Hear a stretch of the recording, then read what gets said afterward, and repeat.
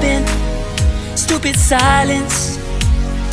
You've been standing right there all along. Baik, bismillahirrahmanirrahim. Assalamualaikum warahmatullahi wabarakatuh. Perkenalkan, nama saya Melina. Saya perwakilan dari anggota kelompok 4. Di sini kami anggota kelompok 4 pada minggu ini akan membahas tentang mekanisme metabolisme pada hewan. Sebelumnya saya akan memperkenalkan nama anggota dari kelompok saya, yaitu ada Nur Sakinah Hasti dan juga Zakaria. Jadi untuk materi yang pertama ini akan saya jelaskan sendiri mengenai metabolisme. Metabolisme itu pasti teman-teman semua udah tak lazim lagi mendengarkan kata metabolisme. Karena dalam kehidupan sehari-hari kita telah mengenal dengan kata metabolisme. Metabolisme itu yang kita mengetahui merupakan proses dari pengubah biokemis yang terjadi di dalam sel dan dapat dibedakan menjadi anabolisme atau penyusunan dan katabolisme atau penguraian. Jadi bagaimana sih saat tubuh kita mengalami gangguan terhadap metabolisme. Jadi saat tubuh kita mengalami gangguan metabolisme, maka produksi energi yang dibutuhkan untuk menjalankan berbagai fungsi dalam tubuh akan menjadi terganggu dan tidak berjalan dengan sesuainya.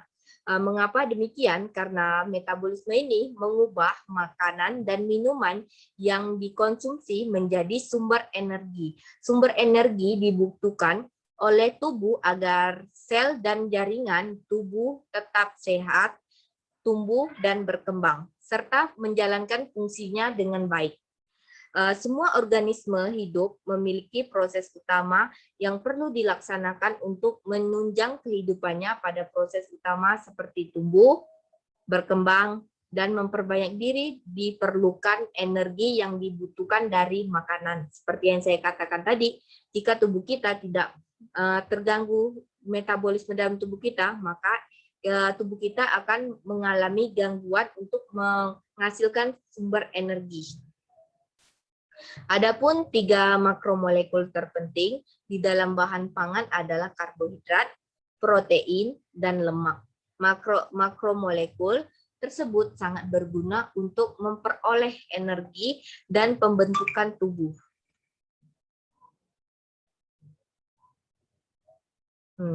Metabolisme itu terbagi menjadi 2, anabolisme dan katabolisme.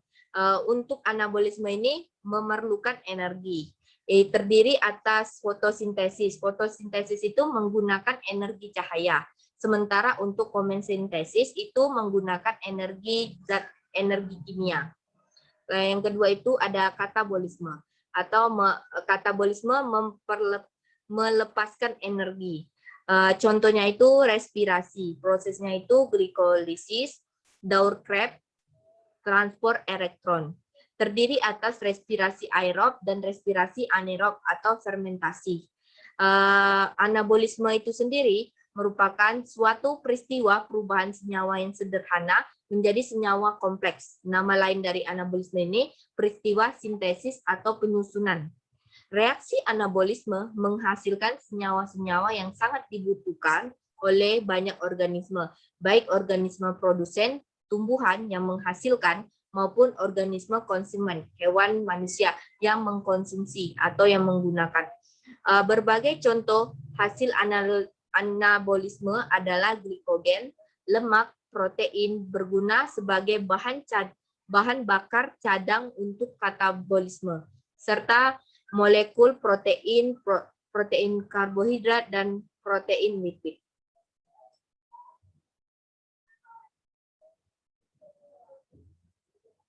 Baiklah, untuk mungkin itu aja yang dapat saya sampaikan. Terlebih dan terkurang saya mohon maaf. Untuk selanjutnya akan dilanjutkan oleh teman saya, Nur Sakinah Hasti dan juga Zakaria. Baik, terima kasih kepada Melina. Di sini saya Nur Sakinah Hasti akan melanjutkan tentang proses anabolisme. Nah, di sini ada beberapa macam proses anabolisme yang terjadi pada hewan. Yang pertama itu adalah kemosintesis. Nah, proses ini adalah proses asimilasi karbon yang energinya berasal dari reaksi-reaksi kimia dan tidak diperlukan klorofil seperti pada umumnya tumbuhan. Nah, umumnya dilakukan oleh mikroorganisme, misalnya bakteri. Organisme disebut kemoautotrof. Bakteri kemoautotrof ini akan mengoksidasi senyawa-senyawa tertentu dan energi yang timbul digunakan untuk asimilasi karbon. Yang kedua, itu adalah sintesis lemak. Nah, lemak dapat disintesis dari karbohidrat dan protein. Karena dalam metabolisme, ketiga zat tersebut bertemu di dalam daur Krebs. Sebagian besar pertemuannya berlangsung melalui pintu gerbang utama siklus atau daur Krebs, yaitu asetil koenzim A. Akibatnya, ketiga macam senyawa tadi dapat saling mengisi sebagai bahan pembentuk semua zat tersebut. Nah, lemak dapat dibentuk dari protein dan karbohidrat. Karbohidrat dapat dibentuk dari lemak dan protein dan seterusnya.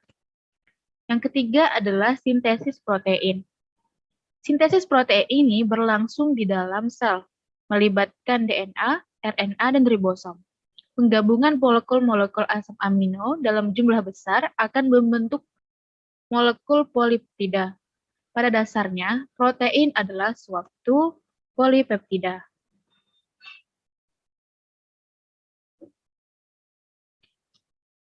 Selanjutnya yaitu tentang katabolisme.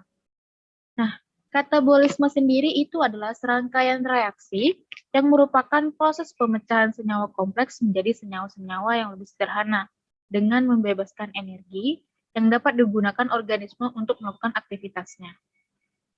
Nah, fungsi dari katabolisme itu sendiri adalah menyediakan energi dan komponen yang dibutuhkan oleh reaksi anabolisme. Nah, pada gambar di samping itu sudah jelas gambar dari anabolisme dan katabolisme. Pada proses katabolisme, itu adalah molekul besar dipecah menjadi monomer kecil atau merombak molekul-molekul kompleks. Sedangkan pada proses anabolisme, yaitu membangun molekul-molekul sederhana menjadi molekul kompleks atau molekul kecil yang terhubung satu sama lain untuk membentuk molekul besar. Nah, reaksi anabolisme itu, proses anabolisme membentukkan energi dan proses ini disebut dengan reaksi endogen. Pada reaksi katabolisme, energi disebut dengan reaksi eksogen. Nah, proses katabolisme itu cenderung ke arah sampai menggunakan makanan yang disimpan untuk menghasilkan energi. Sedangkan proses anabolisme itu adalah untuk perbaikan, membentuk, dan memberikan jaringan dan organ. Nah, anabolisme secara fungsional itu digunakan selama tidur atau saat beristirahat. Sedangkan katabolisme secara fungsional itu pada tingkat yang lebih tinggi selama kegiatan yang membutuhkan energi untuk kontraksi otot. Nah, contoh dari katabolisme itu sendiri adalah proses pernapasan. Sedangkan contoh anabolisme adalah fotosintesis. Selanjutnya yaitu reaksi merupakan oksidasi senyawa organik secara terkendali untuk membebaskan energi bagi pemeliharaan dan perkembangan. Nah, berdasarkan kebutuhan terhadap tersedianya oksigen bebas, itu dibedakan menjadi dua, seperti yang ada pada gambar di samping, yaitu respirasi aerob dan respirasi anaerob. Apa yang dimaksud dengan respirasi aerob dan anaerob? Respirasi aerob yaitu respirasi yang membutuhkan oksigen bebas. Jadi oksigen itu merupakan senyawa penerima hidrogen terakhir. Sedangkan respirasi anaerob, respirasi yang tidak membutuhkan oksigen bebas. Jadi sebagai penerima hidrogen terakhir itu bukan oksigen, tetapi senyawa-senyawa tertentu seperti asam pirufat dan asetaldehid. Nah, respirasi aerob dan anaerob ini adalah proses di mana energi yang ada di dalam glukosa itu dilepas oleh sel. Nah, sel ini itu disebut dengan respirasi sel. Respirasi sel ini terjadi di hewan, manusia, ataupun tumbuhan yang prosesnya itu berlangsung di dalam beberapa tahap. Nah, bedanya antara respirasi aerob dan anaerob itu adalah jika respirasi yang terjadi dalam sel yang memerlukan gas O2 itu disebut dengan respirasi aerob. Sedangkan respirasi di dalam sel yang terjadi tanpa gas O2 itu disebut dengan respirasi aerob. Pada gambar sudah jelas ya, pada respirasi aerob itu hanya menggunakan O2, sedangkan respirasi anaerob itu menggunakan CO2. Itu saja yang bisa saya sampaikan. Saya serahkan kepada moderator. Terima kasih. Baik, terima kasih moderator. Saya Zakaria akan melanjutkan materi selanjutnya, yaitu pada setiap organisme untuk menghasilkan energi tersebut dapat dibagi dalam dua cara, yaitu seperti respirasi seluler atau respirasi aerob, yaitu reaksi yang menggunakan oksigen sebagai bahan bakar organik. Bisa teman-teman lihat gambar yang di samping. Yaitu gambar selanjutnya, yaitu pada setiap organisme untuk menghasilkan energi tersebut dapat dibagi dalam dua cara. Yang pertama yaitu respirasi seluler atau respirasi aerob, yaitu reaksi yang menggunakan oksigen sebagai bahan bakar organik. Dan yang kedua yaitu fermentasi atau respirasi aerob, yaitu proses pemecahan molekul yang berlangsung tanpa bantuan oksigen. Baik, gambar selanjutnya yaitu pada setiap organisme untuk menghasilkan energi tersebut dapat dibagi dalam dua cara, seperti respirasi seluler atau respirasi aerob, yaitu reaksi yang menggunakan oksigen sebagai bahan bakar organik. Yang kedua yaitu fermentasi atau respirasi anaerob, yaitu proses pemecahan molekul yang berlangsung tanpa bantuan oksigen. Pada hakikatnya, respirasi adalah pemanfaatan energi bebas dalam makanan menjadi energi bebas yang ditimbun dalam bentuk ATP. Dalam sel ATP digunakan sebagai sumber energi bagi seluruh aktivitas hidup yang memerlukan energi. Aktivitas hidup yang memerlukan energi seperti yang pertama yaitu kerja mekanis, yang kedua yaitu transfer aktif, dan yang ketiga itu produksi panas. Yang pertama itu kerja mekanis. Salah satu bentuk kerja mekanis adalah lokomosi. Kerja mekanis selalu terjadi jika sel otot berkontraksi. Yang kedua yaitu transfer aktif.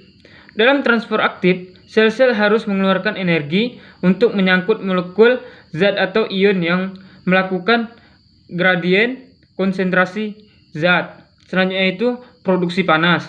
Energi panas penting bagi tubuh, burung, dan hewan menyusui. Energi panas ini umumnya ditimbul sebagai hasil sampingan transformasi energi dalam sel. Misalnya, pada proses kontraksi otot terjadi pemecahan ATP, di samping timbul energi mekanik juga energi panas. Cukup sekian, hanya itu yang dapat saya sampaikan. Saya akhiri dengan Assalamualaikum warahmatullahi wabarakatuh.